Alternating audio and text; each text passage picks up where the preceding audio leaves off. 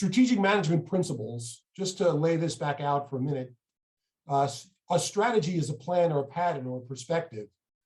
And strategic management follows 5 stages. It's setting goals, analyzing the markets or analyzing the environments, formulating a strategy, deciding basically what it is that you want to do, then implementing those strategies that you decide to do, and then evaluating, assessing, and resetting your strategy. And so that's been the 5 stages of strategy that's been talked about in literature for the last 30 years. And I would argue that the most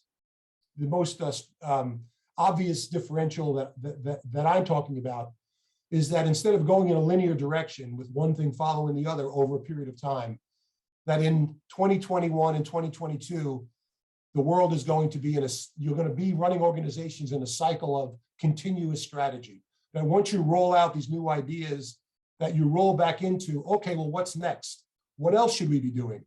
What else should we be piloting and testing and evaluating and measuring and then adding to our portfolio? So this continuous strategy is a core principle of agile management. And just to give you some quick background, the discipline of strategy evolved, and I think we talked about this about a couple of minutes ago, is there was a prescriptive period early in the sort of Mintzberg, Ansoff, the 60s and 70s, when strategy making was very prescriptive and very linear. It's called prescriptive strategy. In the 70s to the 90s, it was more descriptive, and then now we're in this complex era. And prescriptive was about, how things ought to work. So you set out this strategy and you said, okay, well, let's manage and let's figure out how things fit together. Like we're not really sure, so let's lay out this plan and then follow the plan. Very prescriptive and linear in focus. And then during this descriptive phase, leaders, managers, scholars, consultants were thinking about, well, I lay out this prescription that doesn't really work so well. So what do I do now? And so the descriptive period, or this emergent or adaptive period of strategy and strategic management, really dealt with how things actually are. Once you lay out a plan, now things start to happen. I have to adapt to these changing conditions.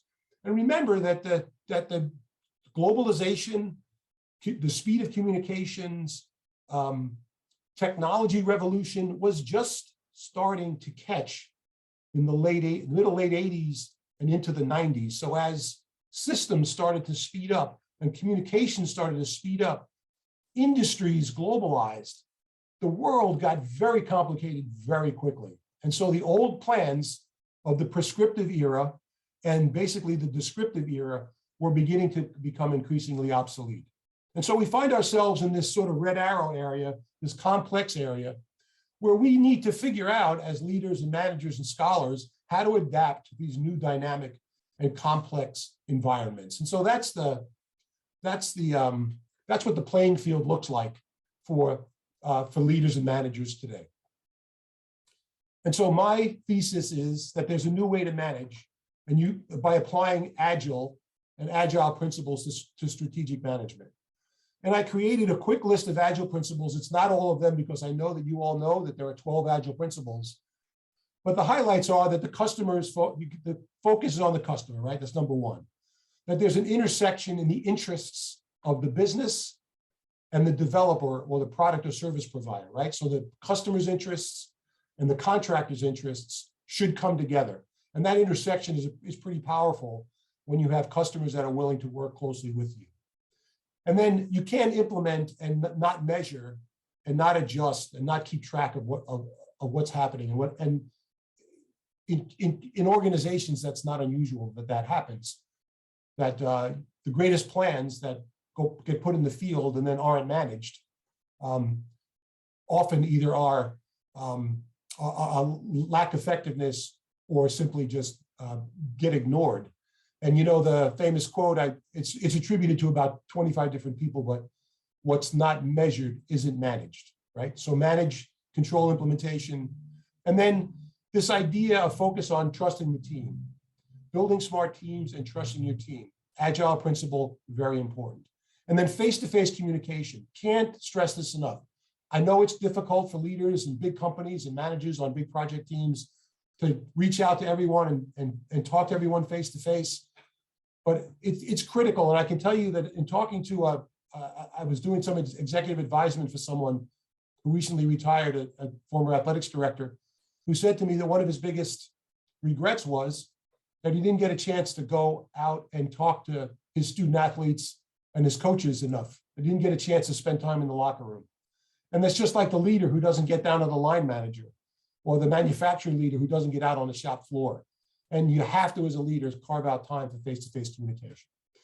And then this continuous cycle of pilot products. So new ideas from the smart teams, pilot them. So you get some market data because you've piloted them in the field, get some feedback, and then adjust it. So this cycle of pilot, get feedback, adjust, and relaunch is the way that Agile would work at the strategic level. In the same way as assess, revise, and re-release version 2. And then, it's wash, rinse, repeat, assess, revise, release. So that's the Agile principles. And with respect to strategic management, you can crosswalk those over nicely.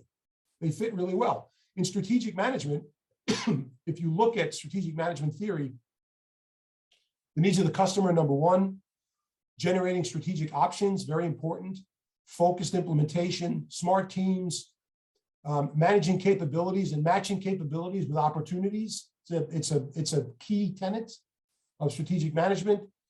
This idea of piloting new ideas is also part of strategic management theory, and then reviewing, measuring, and adjusting, and then start the cycle again. So there's a lot of similarities between Agile principles and what has become the strategic management set of principles as well. The primary difference that I see moving forward is that strategic management which was heretofore always assumed to be very linear in focus, and usually strategy making and strategic implementation takes a year or more. I would argue that that strategy and strategic management needs to be in shorter 4, 6, or 8 week bursts of this sort of much more of the Scrum format, or your expert Agile logo. Start, assess, revise, roll into the portfolio, bring it back, get some feedback, and then start again. So strategy, strategic management, and Agile have a lot in common.